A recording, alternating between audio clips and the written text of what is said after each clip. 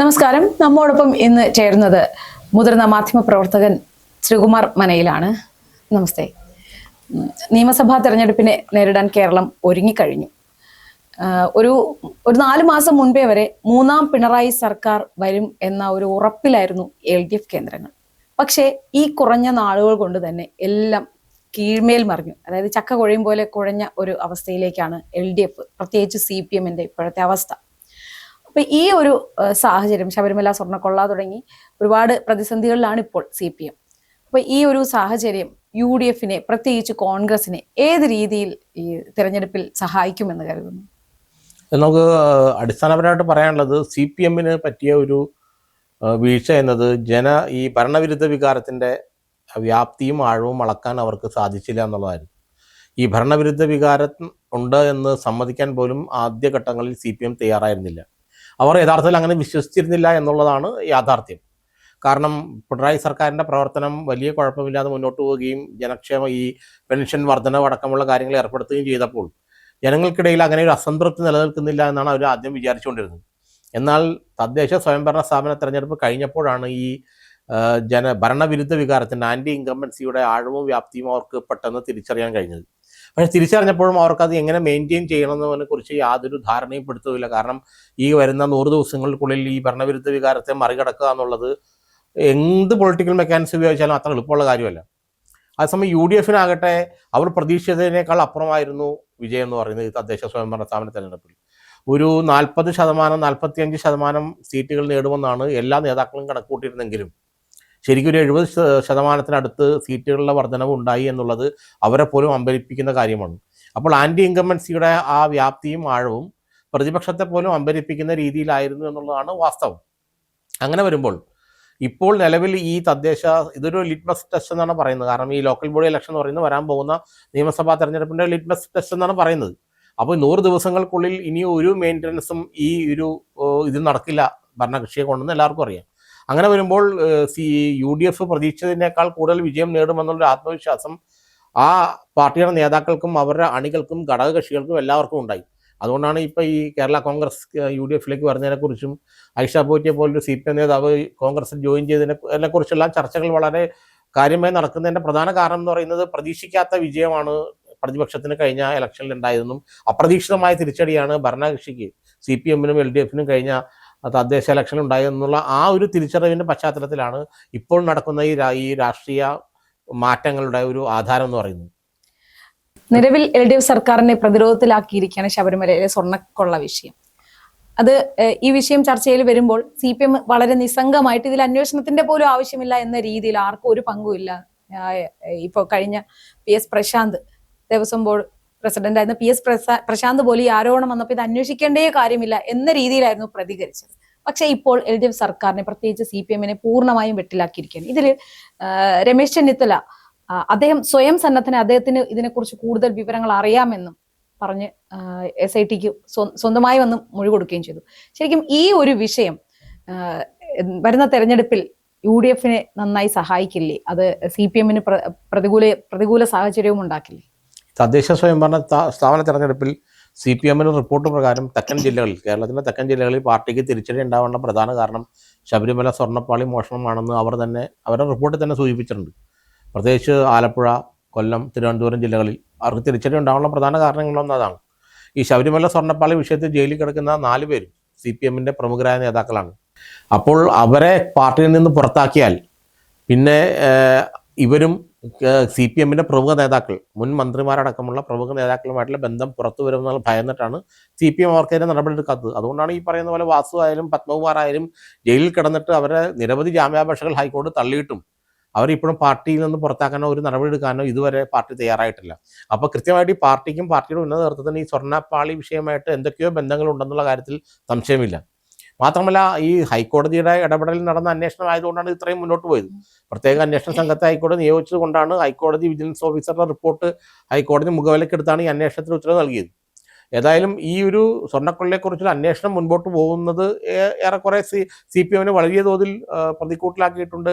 ഒരുപക്ഷെ ശബരിമല തന്ത്രി അറസ്റ്റിലായത് പോലും ഒരുപക്ഷെ സർക്കാരിൻ്റെ നീക്കമാണ് ഇക്കാര്യത്തിൽ എന്ന് പറയുന്നവരുണ്ട്. കാരണം വെച്ചാൽ ഒരു പ്രത്യേകിച്ച് എന്തുകൊണ്ട് അറസ്റ്റ് ചെയ്തു എന്ന് ഇപ്പോഴും പ്രത്യേക അന്വേഷണ സംഘത്തിന് പറയാൻ സാധിക്കാത്ത രീതിയിൽ അദ്ദേഹത്തെ അറസ്റ്റ് ചെയ്തു. അപ്പോൾ ഇതിന് എങ്ങനെയെങ്കിലും ഡൈവേർട്ട് ചെയ്ത് വിട്ടില്ലെങ്കിൽ CPM സംബന്ധിച്ചിടത്തോളം വരുന്ന തെരഞ്ഞെടുപ്പിൽ ഇത് വലിയ തിരിച്ചടിയാവുന്ന അവർക്ക് നന്നായിട്ടറിയാം. കാരണം അവരുടെ നേതാക്കളാണ് ഇതെല്ലാം ഉൾപ്പെട്ടവരെല്ലാവരും, അവരുടെ തൊഴിലാളി യൂണിയൻ നേതാക്കളാണ് ജയിലിൽ കിടക്കുന്നത്, ഇതെല്ലാം അവർക്കറിയാം. പിന്നെ ഇതുപോലെ തന്നെ ഇതിൻ്റെ അന്തർദേശീയ ബന്ധങ്ങളുണ്ടോ എന്നുള്ള സംശയം തന്നെ ഹൈക്കോടതി പ്രകടിപ്പിക്കുകയും രമേശ് ചെന്നിത്തല പോലൊരു നേതാവ് നേരിട്ട് പോയി SIT മുമ്പിൽ മൊഴി കൊടുക്കുകയും ചെയ്ത ഒരു സംഭവം ഉണ്ടായി. അപ്പോൾ ഇതെല്ലാം നമുക്ക് മനസ്സിലാക്കുന്നത് CPM സംബന്ധിച്ചിടത്തോളം ഇത് വലിയൊരു തലവേദനയാണ് വരുന്ന ഇലക്ഷനിൽ. അത് മറയ്ക്കാനാണ് പല രീതിയിലുള്ള നീക്കങ്ങൾ അവർ നടത്തുന്നത്. അത് എങ്ങനെയെങ്കിലും ശബരിമല സ്വർണ്ണപ്പാളി വിഷയം ജനങ്ങളുടെ മനസ്സിൽ നിന്ന് പോകണം, ശ്രദ്ധയിൽ നിന്ന് പോകണം എന്നുള്ള ഒരു ഉദ്ദേശത്തിലാണ് അവർ പല തരത്തിലുള്ള രാഷ്ട്രീയ നീക്കങ്ങൾ നടത്തുന്നത്. ഏതായാലും സ്വർണ്ണപ്പാളി വിഷയം അത്ര പെട്ടെന്ന് ജനങ്ങൾ മറക്കില്ല എന്നുള്ളതാണ് എൻ്റെ വിശ്വാസം. വരുന്ന തെരഞ്ഞെടുപ്പിൽ ഇതേ പ്രതിഫലനം തന്നെ, ഈ തദ്ദേശ ഇലക്ഷനിലുണ്ടായ അതേ പ്രതിഫലനം തന്നെ ഈ വിഷയത്തിൽ, ഈ സ്വർണ്ണപ്പാളി വിഷയത്തിൽ ഈ നിയമസഭാ ഇലക്ഷനിൽ ഉണ്ടാവും. അത് തെക്കൻ ജില്ലകളിൽ പ്രത്യേകിച്ച് CPM നന്നായിട്ട് ബാധിക്കും എന്നുള്ളത് തന്നെയാണ് എൻ്റെ വിശ്വാസം. ഈ മുഖ്യമന്ത്രി പിണറായി വിജയനും അദ്ദേഹത്തിന്റെ കുടുംബത്തിനുമെതിരെ കേന്ദ്ര ഏജൻസികളുടെ അന്വേഷണങ്ങൾ പലപ്പോഴും ഉണ്ടായിട്ടുണ്ട്. പക്ഷെ അതെല്ലാം ഒരു ചെറിയൊരു കാലഘട്ടം കഴിയുമ്പോഴേക്കും പിന്നെ ഈ അന്വേഷണത്തിനെ കുറിച്ചുള്ള യാതൊരു ധാരണയും ആർക്കും ഉണ്ടാകാറുമില്ല. ഇപ്പോൾ അദ്ദേഹത്തിന്റെ മകളുടെ ബിസിനസിനെ കുറിച്ച് തന്നെ പിന്നെ പ്രചരിപ്പിക്കപ്പെട്ടത് ഭാര്യയുടെ PF ഫണ്ട് ഉപയോഗിച്ചാണ് അവർ ബിസിനസ് തുടങ്ങിയത് എന്നൊക്കെ രീതിയിലാണ്. അപ്പൊ ഈ ഒരു പിന്നെ മകനെതിരെയുള്ള ഒരു സമൻസ് വന്നത് ചർച്ചയായപ്പോൾ മുഖ്യമന്ത്രി പറഞ്ഞത് അത് ക്ലിഫ് ഹൗസിൽ എത്ര റൂം ഉണ്ടെന്ന് പോലും അദ്ദേഹത്തിന്റെ മകൻ അറിയില്ല എന്ന്. അങ്ങനെ ഒരു ബാലിശമായ ഒരു മറുപടിയാണോ യഥാർത്ഥത്തിൽ മുഖ്യമന്ത്രി ഈ നാട്ടുകാർക്ക് കൊടുക്കേണ്ടത്? അതല്ല. കാരണം വെച്ചാൽ നമ്മളൊരു കാര്യം മനസ്സിലാക്കേണ്ടത്, പിണറായിക്കെതിരെയുള്ള ഏജൻസികളുടെ, കേന്ദ്ര ഏജൻസികളുടെ നീക്കങ്ങളെല്ലാം ഒരു പ്രത്യേക സ്ഥലത്ത് വെച്ച് ഇല്ലാതായി പോവുകയാണ്. കാരണം അരവിന്ദ് കെജ്രിവാളിനും സ്റ്റാലിനും കിട്ടാത്ത എന്തോ ഒരു ഇമ്മ്യൂണിറ്റി ഈ പിണറായി വിജയന് ഇക്കാര്യത്തിൽ കിട്ടുന്നുണ്ട്.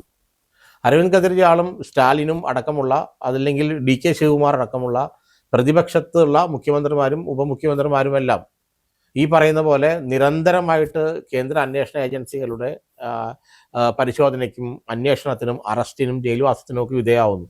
അരവിന്ദ് കെജ്രിവാളിനെ പോലുള്ള ആളുകൾ 3 മാസത്തോളം ജയിലിൽ കിടന്നു. അദ്ദേഹത്തിന് മന്ത്രി ഏതാണ്ട് 1.5 വർഷം ജയിലിൽ, മനീഷ് സിസോദിയ 1.5 വർഷം ജയിലിൽ കിടന്നു. അപ്പോൾ ഇങ്ങനെ ഈ നിരന്തരമായിട്ട് പ്രതിപക്ഷത്തുള്ള മുഖ്യമന്ത്രിമാരെയും അവരുടെ സർക്കാരുകളെയും ഈ പറയുന്ന പോലെ വരിഞ്ഞു മുറുക്കുന്ന കേന്ദ്ര സർക്കാർ എന്തുകൊണ്ടാണ് ഈ പിണറായി വിജയൻ ഇങ്ങനെ വിട്ടുകൊടുക്കുന്നത് അയാളുടെ ഇഷ്ടത്തിന്? ഈ പിണറായിക്കെതിരെയുള്ള കേന്ദ്ര ഏജൻസികളുടെ അന്വേഷണം മുഴുവൻ ഏതെങ്കിലും ഒരു പോയിന്റിൽ വെച്ച് അപ്പം നിശബ്ദമായി ചെയ്യുന്നത്, പിന്നെ അത് മുന്നോട്ട് പോകുന്നില്ല.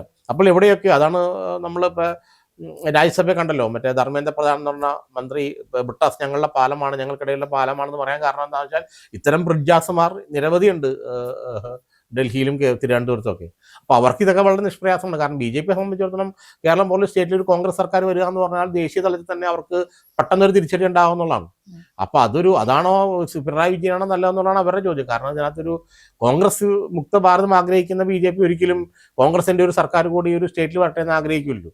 പിണറായി വിജയനാണെങ്കിൽ അതൊരു പിടിവള്ളിയായി. അപ്പോൾ മറ്റ് പ്രതിപക്ഷത്തിൻ്റെ മുഖ്യമന്ത്രിമാർക്കും നേതാക്കളും കിട്ടാത്ത എല്ലാ ഇമ്മ്യൂണിറ്റിയും പിണറായി വിജയന് കിട്ടുന്നു എന്നുള്ളതാണ് ദുഃഖകരമായ വസ്തുത. അല്ലെങ്കിൽ അത് ഒരു CPM അല്ല, പിണറായിയും പിണറായിസവും ഈ RSS നേതൃത്വവും തമ്മിലുള്ള ഒരു പക്ഷേ അന്തർധാരയായിരിക്കാം അത് എന്നാണ് നമ്മൾ വിശ്വസിക്കുന്നത്. അതായത് ഇപ്പൊ ഈ CPM എന്ന് പറയുന്നത് പിണറായിസത്തിലേക്ക് ചുരുങ്ങിയിട്ടില്ലേ യഥാർത്ഥത്തിൽ? കാരണം LDF സർക്കാരിനെയോ പിണറായിയോ CPM-നെയോ ആര് വിമർശിച്ചാലും, പ്രത്യേകിച്ച് കോൺഗ്രസ് നേതാക്കളെ എല്ലാവരെയും ഈ BJP-യിൽ കൂട്ടിക്കെട്ടാൻ ഈ സഖാക്കളുടെ ഒരു ശ്രമം നടക്കാറുണ്ട്. അതായത് സോഷ്യൽ മീഡിയയിലാകെ അവരുടെ സൈബർ പോരാളികൾ ഇവർ സംഖ്യയാണ് എന്ന് വാദിച്ച് ചാപ്പൂത്താറുണ്ട്. അതേസമയം ഇപ്പോൾ പറഞ്ഞതുപോലെ ബ്രിട്ടാസ് ഒരു ബ്രിഡ്ജായി വർത്തിച്ചു എന്ന് പറയുന്നത് യഥാർത്ഥത്തിൽ ബന്ധം ഈ CPM-നല്ലേ ഈ BJP-യുമായിട്ടുള്ള ഒരു അന്തർധാര? അല്ല, അത് 2016 മുതലേ കോൺഗ്രസിലെ ഹിന്ദു നേതാക്കളെ, അത് രമേശ് ചെന്നിത്തല മുതൽ VD സതീശൻ അടക്കമുള്ള എല്ലാ നേതാക്കളെയും സംഘി ചാപ്പ കുത്താനുള്ള ഒരു ശ്രമം CPM-ന്റെ ഭാഗത്തുനിന്ന് വിജയകരമായി നടന്നിരുന്നു. അത് രമേശ് ചെന്നിത്തല പ്രതിപക്ഷ നേതാവായിരിക്കുമ്പോൾ അദ്ദേഹം കേരളത്തിലെ RSSന്റെ സർസംഘചാലകാണെന്ന് പറഞ്ഞ് കോടിയേരി ബാലകൃഷ്ണൻ ദേശാമാനിയിൽ ലേഖനം വരെ എഴുതി. കാരണം ആ രീതിയിലുള്ള ഒരു ചാപ്പകുത്തലും ബ്രാൻഡിങ്ങും വളരെ നികൃഷ്ടവും നിഷ്ഠൂരമായ രീതിയിൽ CPM നടത്തിയെന്നുള്ളത് അത് രമേശ് ചെന്നിത്തലയും അതിനുശേഷം VD സതീശൻ അതിന് വിധേയമായ എല്ലാ നേതാക്കളും, കാരണം അതവരുടെ തന്ത്രമായിരുന്നു. കെ സുധാകരനെ അപ്പോൾ അത്തരം ആളുകളെ, ഒരു ആന്റി CPM മുഖമുള്ള അല്ലെങ്കിൽ CPM-നെ നേരിടാൻ കഴിവും പ്രാപ്തിയുമുള്ള നേതാക്കളെ ഈ RSSന്റെ ചാപ്പകുത്തി ജനങ്ങൾക്ക് മുന്നിൽ ഒറ്റപ്പെടുത്തുക എന്നുള്ള രാഷ്ട്രീയ തന്ത്രമാണ് എക്കാലവും CPM കൈക്കൊണ്ടിരിക്കുന്നത്. പക്ഷേ പിന്നീട് തിരിച്ചറിഞ്ഞു, ഇനി പ്രത്യേകിച്ച് മൈനോറിറ്റി ന്യൂനപക്ഷ വിഭാഗങ്ങൾ കൃത്യമായിട്ട് തിരിച്ചറിഞ്ഞു യഥാർത്ഥത്തിൽ പിണറായി വിജയനെ നിലനിർത്തുന്നത് മോദിയും BJP RSS കൂടിയാണ് കേരളത്തിൽ. കോൺഗ്രസ് മുഖ്യമന്ത്രി കേരളത്തിൽ ഉണ്ടാകാതിരിക്കാൻ, അതും ഉറച്ചു പിടിക്കാൻ. നമ്മൾ പോക്കറ്റ് അടിച്ച ശേഷം ഇതേ കള്ളെന്ന് വിളിച്ചു പറയുന്ന പോലെ ഉള്ള ഒരു രാഷ്ട്രീയ സ്വഭാവമാണ് അവിടെ CPM കാണിച്ചത്. കാരണം കോൺഗ്രസിലെ നേതാക്കളെല്ലാവരെയും RSS ബ്രാൻഡ് ചെയ്ത് ചാപ്പുകുത്തി മാറ്റി നിർത്തുകയും അവരെ ജനങ്ങൾക്ക് മുന്നിൽ വിശ്വാസമില്ലാത്തവരൊക്കെ അവതരിപ്പിക്കുകയും ചെയ്ത ശേഷം ഡൽഹിയിൽ പോയിട്ട് മോഡിയെയും അമിത്ഷായെയും അവരുടെ സർവ്വസന്നാഹങ്ങളെയും പ്രണവിച്ചും അവർക്ക് മുന്നിൽ തൊഴുതു നിന്നും ഇവിടെ ഇവരുടെ കാര്യം നടത്തിയെടുക്കുക, ഇവരുടെ അഴിമതികളെല്ലാം മൂടിവെക്കുക, ഇവർക്കത് അന്വേഷണങ്ങൾ നിർജ്ജീവമാക്കുക, ഇത്തരം കാര്യങ്ങളാണ് ചെയ്തുകൊണ്ടിരുന്നത്. അപ്പോൾ അത് ജനങ്ങൾ തിരിച്ചറിഞ്ഞാണ് ഈ 2024 ലോക്സഭാ ഇലക്ഷനിലും ഇപ്പോൾ ഉള്ള തദ്ദേശ ഇലക്ഷനിലൊക്കെ നമ്മൾ കാണുന്നത്.